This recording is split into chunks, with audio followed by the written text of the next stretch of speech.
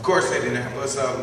My son, by the way, he loves you. He's 9 years old. He's a straight A student, and he wants to be. He needs you to autograph this book. But my question to you is: Indiana and I guess Ohio, all of these states are producers of ethanol. How do you feel about going to South America or Mexico to plant crops to create ethanol, as that could be a better fuel for us in the future?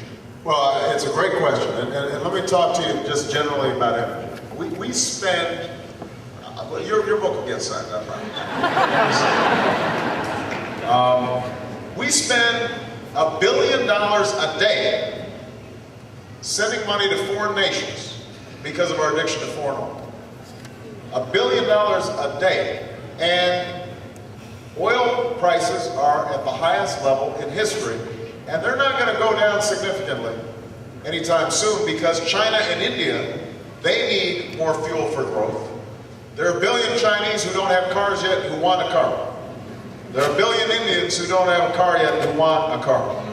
So the long-term trend, I mean, things may bounce up and down a little bit, but the long-term trend is fossil fuels are going to get more scarce and more expensive, which means that we have to find new ways of creating the energy that we need for economic growth and our quality of life.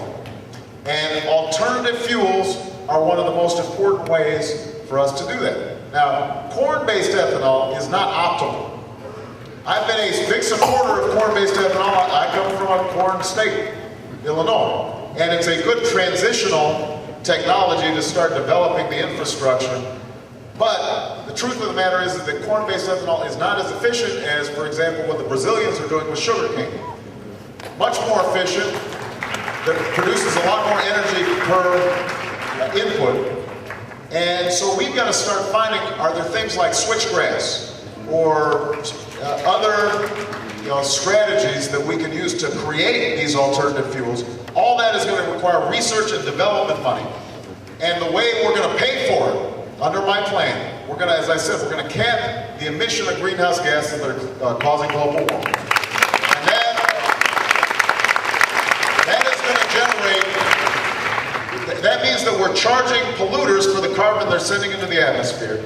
We take billions of dollars from those charges and we reinvest them in solar and wind and biodiesel and clean coal technology. There are a whole host of areas that we've got to explore. There's no single, perfect energy solution, but we've got to try everything.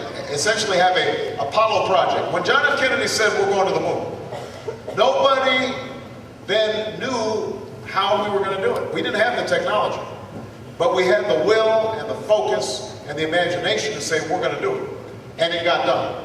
And we've got to say the same thing about our energy problems. We've got to say we are going to reduce our consumption of energy over the next several decades, and we'll figure out a way